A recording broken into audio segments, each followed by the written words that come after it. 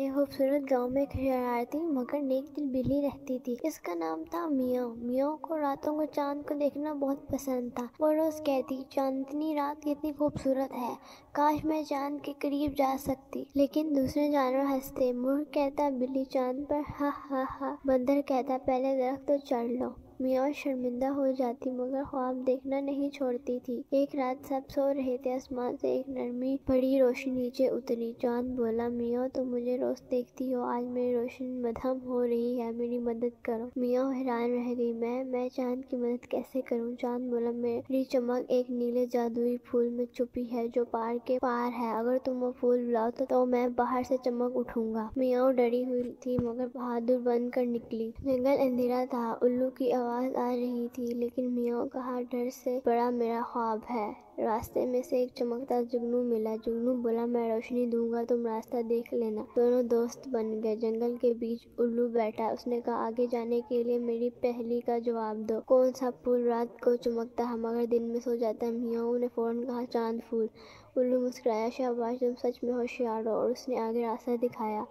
آخر کار وہ پہاڑ کے اوپر پہنچی، وہاں ایک چمکتا ہوا نیلا پھول تھا۔ روشنی اتنی خوبصورت تھی کہ لگتا جیسے چاند خود مسکرا رہا ہو۔ میاؤں نرمی سے وہ پھول توڑا اور کہا یہ چاند کا دل ہے، میں اسے واپس دوں گی۔ میاؤں نے آسمان کی طرف پھول اٹھایا، چاند کی روشنی زمین پر برسنے لگی، پورا آسمان جگمگا اٹھا۔ چاند بولا، میاؤں تم نے کر دکھایا، تم چھوٹی ضرور ہو مگر دل بڑا ہے۔ اگلی صبح جب جانور جاگے تو گاؤں میں چمک رہا تھا۔ بندر بولا، میاؤں تم واقعی بہادر ہو۔ مرغ نے کہا تم پھر فخر کرتے ہیں، اور ہم سب نے اس دن کے بعد میاؤں کو چاند کی بلی کہنا شروع کر دیا۔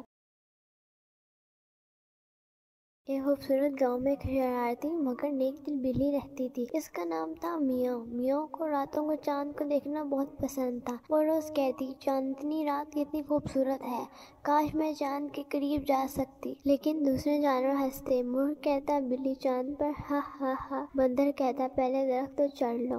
میاؤں شرمندہ ہو جاتی مگر خواب دیکھنا نہیں چھوڑتی تھی۔ ایک رات سب سو رہے تھے، آسمان سے ایک نرمی بڑی روشنی نیچے اتری۔ چاند بولا، میاؤں تم مجھے روز دیکھتی ہو، آج میری روشنی مدھم ہو رہی ہے، میری مدد کرو۔ میاؤں حیران رہ گئی، میں چاند کی مدد کیسے کروں؟ چاند بولا، میری چمک ایک نیلے جادوئی پھول میں چھپی ہے جو پہاڑ کے پار ہے، اگر تم وہ پھول بلاؤ تو میں باہر سے چمک اٹھوں گا۔ میاؤں ڈری ہوئی تھی مگر بہادر بن کر نکلی۔ جنگل اندھیرا تھا، الو کی آواز آ رہی تھی، لیکن میاؤں کہا ڈر سے بڑا میرا خواب ہے۔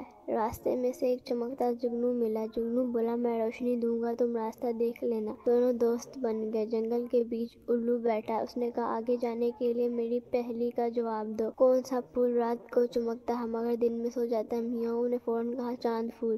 الو مسکرایا، شاباش تم سچ میں ہوشیار ہو، اور اس نے آگے راستہ دکھایا۔